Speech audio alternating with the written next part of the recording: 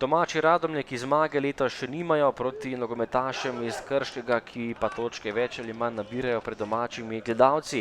To je bil dvoboj domače ekipe, ki je nekoliko bolje štartala, žoga pred vrata strani Nuniča, pa je prišel na koncu strel proti vratom Krčanov in takole streljal nekoliko previsoko.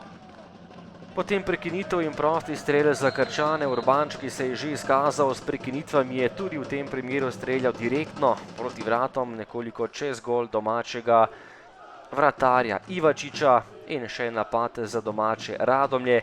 23. minuta in to je bil gol za 1-0. Stojiljković je udaril močno in natančno za prednost Radomelj 1-0 v 23. minuti. To je bila izjemno lepa akcija domačih Radomelj, ekipna kombinacija in Stojiljković jo je kronal s tem izjemnim zaključkom za prednost domačega moštva.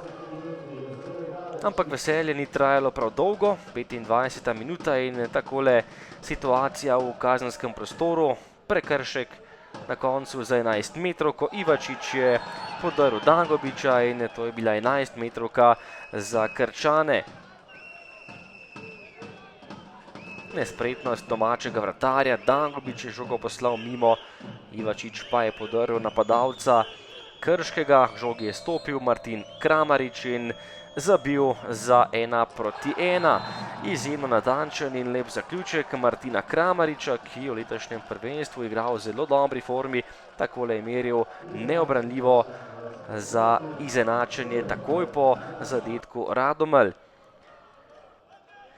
Še napad za goste v drugem polčasu, Sadiković je podal pred vrata in Kramarič je bil sam pred golom, tokrat pa je zgrešil veliko priložnost. Nekaj časa ni bilo pravih akcij, potem pa že druga polovica drugega polčasa in prva kombinacija po dolgem času za Krčane. Oddaleč je meril Dangobič, tokrat je zgrešil vrata Ivačiča in še napad za zelene v Domžalah, tokrat kombinacija po levi. Izjemno podajo si je privoščil Martin Kramarič, našel Baskero, ki je zabil pod prečko in popeljal goste v prednost. Krško je vodilo z 2-1. Tekla je torej 71. minuta in Krčani so prišli do preobrata v Domžalah. Izjemna asistenca Kramariča in še lepši zaključek Baskere. Po kotu in podaji pred vrata je tokrat Anđelković iz ugodnega položaja meril v vratarja Zalokarja. Nato pa še en napad za Radomlje.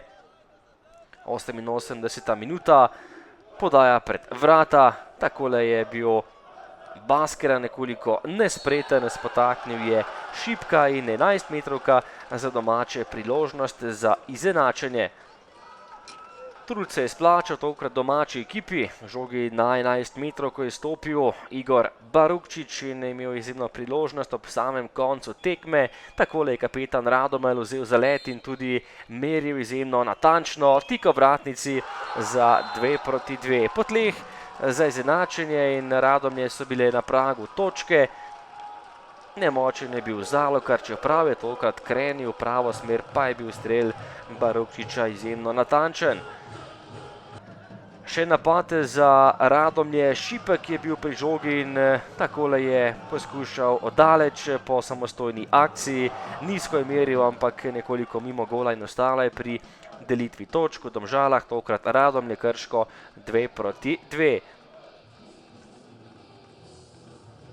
Ja, mislim, da je vaša ugotovitev popolnoma pravilna. Mi smo relativno dobro igrali v prvem polčasu. Moram pohvaliti fante, že nekako v neki novi postavitvi razumejo, kdaj naj bi določene zadeve upravljali na igrišču. Zadeli smo hitro, vendar videli se je neizkušenost naša. Takoj smo, čez par minut smo dobili ta izenačujoči gol in potem v drugem polčasu, bom rekel, en tak manjši kiks, kar pa v zadnji liniji na postavljeno obrambo so nam našli luknjo, povedali. Bili smo kar nekaj minut potem v slabem stanju, pa vendarle sem vse poskušal, da bi fante dvignil z določenimi menjavami, ki tudi niso bili rezonski, dejansko je bilo precej rizika noter. Vendar se nam je to nekako obrestovalo, to je nogomet. Tudi po izenačenju v bistvu sem vesel, da smo šli še po zmago, namreč zaostajamo in moramo iskati zmago, kadarkoli se ponudi priložnost, vendar v končni fazi, če gledamo vse skupaj, seveda izenačiti 2 minute pred iztekom, moramo biti s točko zadovoljni. Ja, nismo bili pravi celo tekmo, to je res. Ko smo povedali na koncu, še imeli neko šanso, da bi dal gol, ampak pa sem naredil neumnost, pa sem naredil penal, ampak dobili smo gol in pač nismo dosegli tega, kar smo hoteli, se pravi zmagali. Hvala.